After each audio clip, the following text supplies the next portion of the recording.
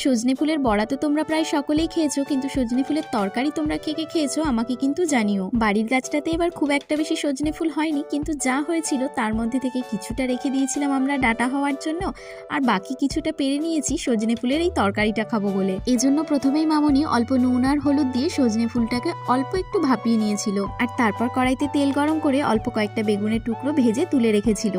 তারপর সেই কড়াইতে আবার তেল দিয়ে শুকনো লঙ্কা, পাঁচফোড়ন আর তেজপাতা দিয়ে তাতে কেটে রাখা আলু আর মটরশুঁটি দিয়ে দিয়েছিল, আর দিয়েছিল দুটো কাঁচা লঙ্কা। আলু আর মটরশুঁটিটা হালকা ভাজা ভাজা হয়ে এলে এর মধ্যে এক এক করে দিয়ে দিয়েছিল আদা বাটা, জিরে গুঁড়ো, ধনে গুঁড়ো, আর দিয়েছিল নুন আর কাশ্মীরি লঙ্কার গুঁড়ো, আর দিয়েছিল একদম সামান্য পরিমাণ চিনি। এরপর ভালো করে এটাকে কষিয়ে নিয়ে ওই আগে থেকে যে ফুলটা সেদ্ধ করে রেখেছিল সেটাও এর মধ্যে দিয়ে দিয়েছিল। এবারে বেশ কিছুক্ষণ ভালো করে কষিয়ে নিয়ে তার মধ্যে ওই বেগুনটা দিয়ে অল্প পরিমাণ জল দিয়ে দিয়েছিল, আর জল দিয়ে ঢাকা দিয়ে দিয়েছিল।